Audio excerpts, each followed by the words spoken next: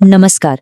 कभी कभी ऐसा होता है ना कि जो हमारी सबसे बड़ी कमजोरी लगती है वही हमारी सबसे बड़ी ताकत बन जाती है। आज हम एक ऐसी ही कहानी सुनेंगे। ये कहानी है हौसले की, कला की। ये कहानी है इला सचानी की, जिन्होंने अपने पैरों से वो कर दिखाया जो कई लोग अपने हाथों से भी नहीं कर पाते। बोधी क्लासेस में सभी का स्वागत है। इला की ये कमाल की कहानी सीबीएसई की 6ठी कक्षा की किताब पूर्वी का एक बहुत जरूरी हिस्सा है और आज हम साथ मिलकर उनके इस प्रेरणा से भरे सफर को समझेंगे। तो चलिए शुरू करते हैं। इस सफर में हम इला के जीवन के अलग अलग पड़ावों को देखेंगे। शुरुआत करेंगे उनकी अनोखी कला से, फिर जानेंगे इला की चुनौती के बारे में, देखेंगे कि कैसे परिवार के विश्वास और उनके खुद के दृढ़ संकल्प के धागों ने एक सितारे को जन्म दिया, और आखिर में कैसे हुई उनके हौसले की जीत। तो कहानी शुरू होती है पहले पड़ाव से, एक अनोखी कला। यहाँ हम देखेंगे कि आर्ट सिर्फ रंगों और धागों का मेल नहीं होता, बल्कि ये वो शक्ति है जो किसी भी शारीरिक सीमा को तोड़ सकती है। जरा एक पल के लिए सोचिए, क्या इतनी बारीक, इतनी खूबसूरत कढ़ाई पैरों से की जा सकती है? ये सवाल सुनने में ही कितना अजीब लगता है ना? लेकिन यही सवाल हमें एक ऐसी दुनिया में ले जाएगा जहां नामुमकिन को मुमकिन बनाया गया। अभी जो स्क्रीन पर दिख रहा है वो है मशहूर काठियावाड़ी कढ़ाई। इसके चमकीले रंग, शीशे का ये बारीक काम और ये घुमावदार डिजाइन देखिए जरा। इसे हाथों से बनाने में भी घंटों का ध्यान और सालों का हुनर लगता है। अब सोचिए, इसी काम को कोई अपने पैरों से कर रहा हो। और ये सिर्फ एक कल्पना नहीं है। हमारे ही देश में केरल के प्रणव एम बालासुब्रमण्यम इसका जीता जागता उदाहरण है। जन्म से हाथ न होने के बावजूद वो एक बेहतरीन कलाकार, गायक और खिलाड़ी बने। उनकी कहानी हमें ये यकीन दिलाती है कि इंसान का हौसला किसी भी शारीरिक सीमा से कहीं ज्यादा बड़ा होता है। अब हम लौटते हैं अपनी कहानी के हीरो इला की ओर। चलिए जानते हैं कि जन्म से ही उनकी जिंदगी में कौन सी बड़ी चुनौती थी। गुजरात के अमरेली जिले के एक किसान परिवार में इला सचानी का जन्म हुआ, लेकिन उनकी पैदाइश के साथ ही एक बड़ी चुनौती जुड़ी थी। उनके हाथ काम नहीं करते थे, वो बस शरीर के साथ बेजान से लटके रहते थे। बचपन में जब दूसरे बच्चे अपने हाथों से खेलते थे, रेत पर घर बनाते थे, तो इला बस दूर से उन्हें देखती रहती। उनका भी तो मन करता था कि वो चौक पकड़ें, स्लेट पर कुछ लिखें, लेकिन वो ऐसा नहीं कर सकती थीं। वो बस यही सोचती थीं, मैं सबसे अलग क्यों हूं? लेकिन इस अकेलेपन में उन्हें एक ऐसा सहारा मिला जो सबसे कीमती था, उनका परिवार। आइए देखते हैं कि कैसे उनके विश्वास ने इला की दुनिया ही बदल दी। इला की माँ और दादी काठियावाड़ी कढ़ाई की उस्ताद थीं। उन्होंने हार नहीं मानी, बल्कि एक ऐसा रास्ता निकाला जिसके बारे में कोई सोच भी नहीं सकता था।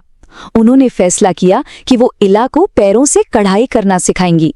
और सिर्फ कढ़ाई ही नहीं, उन्होंने इला को पैरों से खाना खाने और यहाँ तक कि अपने बाल संवारने जैसे काम भी सिखाए।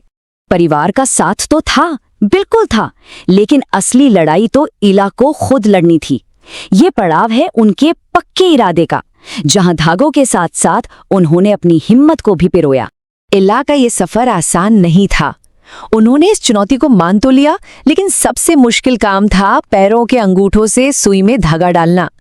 वो बार बार कोशिश करती, बार बार नाकाम होती, लेकिन उन्होंने हिम्मत नहीं हारी। और नतीजा ये हुआ कि वो छोटी सी उम्र में ही एक माहिर कलाकार बन गईं। और सिर्फ काठियावाड़ी ही नहीं, उन्होंने कच्ची, कश्मीरी और लखनवी जैसी शैलियों पर भी महारत हासिल कर ली। जरा इस कच्ची कढ़ाई की बारीकी को तो देखिए। हर एक धागा, हर एक टांका उनके हुनर की गवाही दे रहा है। ये सिर्फ एक डिजाइन नहीं है, ये उनकी सालों की मेहनत और लगन का जीता जागता सबूत है। अब कहानी में एक नया मोड़ आता है। एक ऐसा टैलेंट जो अब तक घर की दीवारों तक ही था, अब पूरी दुनिया के सामने आने वाला था। ये पड़ाव है एक सितारे का जन्म। शुरू में तो इला बस अपने परिवार और दोस्तों के लिए ये खूबसूरत डिजाइन बनाती थी, और जो कोई भी उनके इस हुनर को देखता, बस देखता ही रह जाता था। फिर धीरे धीरे एक से दूसरे और दूसरे से तीसरे उनकी कला की चर्चा पूरे इलाके में फैलने लगी, और ये बात हवा की तरह उड़ते उड़ते सूरत के एक सरकारी दफ्तर तक जा पहुंची।